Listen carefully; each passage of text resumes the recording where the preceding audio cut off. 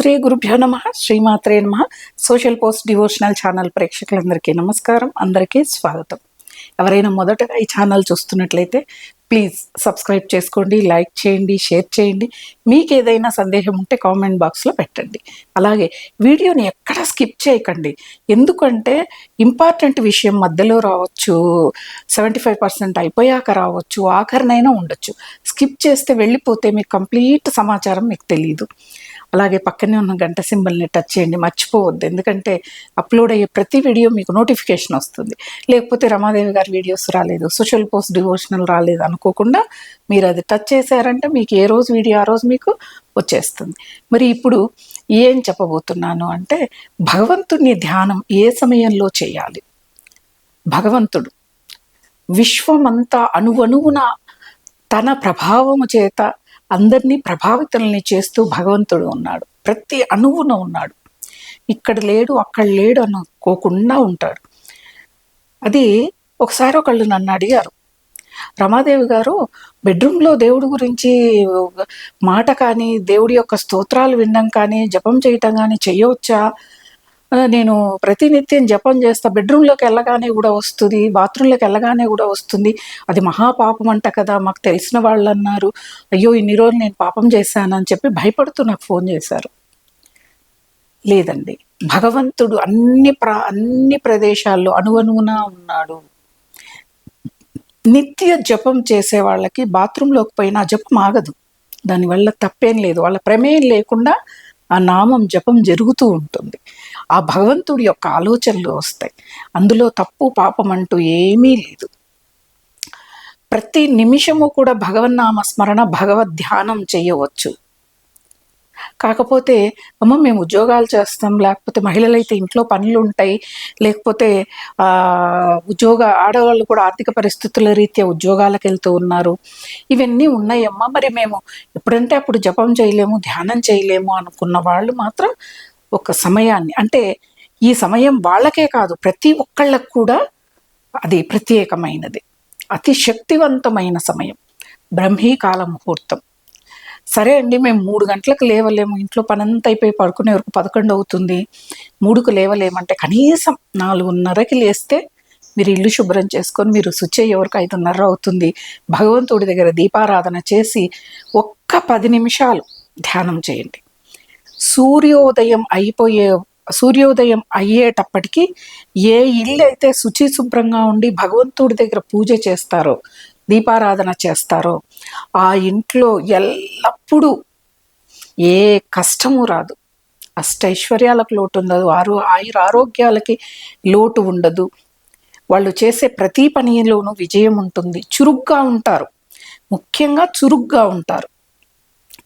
చూడండి, ఎక్కువ రోజులకల్లా ఒక్క 10 రోజులు నేను చెప్పినట్లుగా 4 గంటలకు లేచి మీరు పనంతా చేసుకొని సూర్యోదయానికి దీపారాధన చేసుకొని మీ పూజని ముగించుకోండి.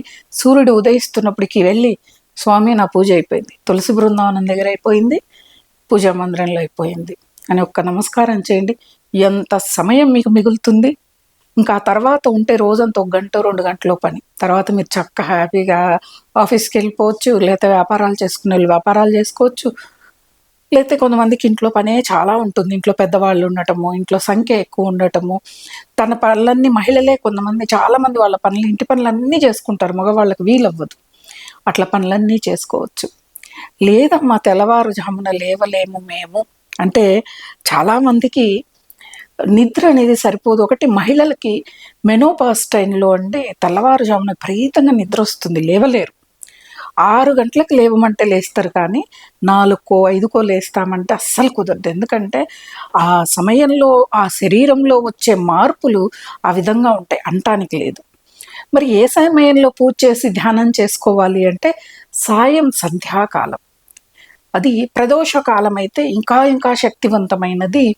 మనం 6 గంటలకల్లా అంటే 5:30కే స్నానం చేయకపోయినా కాళ్ళు ముఖం కడుక్కొని చక్కగా బొట్టు పెట్టుకొని జడ వేసుకొని, పురుషులు అనుకోండి వీలైన వాళ్ళు చక్కగా, పురుషులైతే స్నానం చేసి చక్కగా ఉతికి శుభ్రపరిచిన దుస్తులు ధరించి కుంకుమను పెట్టుకొని ఉదిటిన వచ్చి భగవంతుడి దగ్గర దీపారాధన చేసి కాసేపు కళ్ళు మూసుకొని ధ్యానం చేయండి. మీకు ఇష్టమైన భగవంతుడి ధ్యానం చేయండి.